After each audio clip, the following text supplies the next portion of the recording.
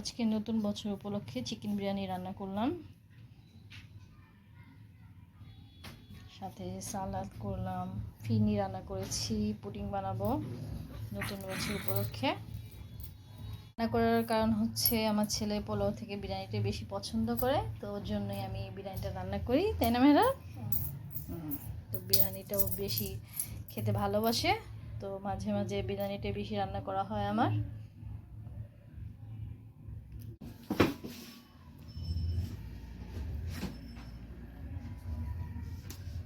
রাতের বেলা পুডিংটা বানিয়েছি কারণ আজকে ওর বাবার বার্থডে, কিন্তু দুঃখের বিষয় ওর বাবা বাসায় নেই, কারণ ওর বাবার ফ্রেন্ড ওর বাবাকে সারপ্রাইজ দিয়েছে, ওখানে কেক কাটছে, এইমাত্র আমাদের ভিডিও করে দেখালো।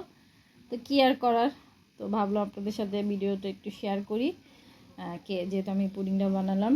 আর আমার ছেলের কিন্তু বাবার সবারই মানে পুডিংটা খুবই পছন্দ, আমি বিশেষ বিশেষ অকেশনে পুডিং বানাই। তো সবাইকে নতুন বছরের অনেক অনেক শুভেচ্ছা, সবাইকে হ্যাপি নিউ ইয়ার, নতুন বছরের অনেক অনেক শুভেচ্ছা। আসলে বছর দিনগুলো দেখতে দেখতে চলে যায়, আর এখন কিন্তু রাতের বেলা আপনাদের সাথে আমি কথা বলছি।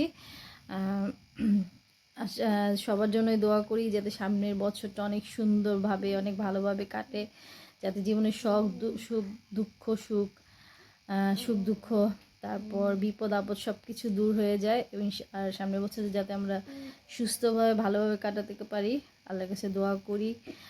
আল্লাহ যেন আমাদের সকলকে হেদায়েত দান করে। তো সবাই ভালো থাকবেন, বিদায় নিচ্ছি, আল্লাহ হাফেজ।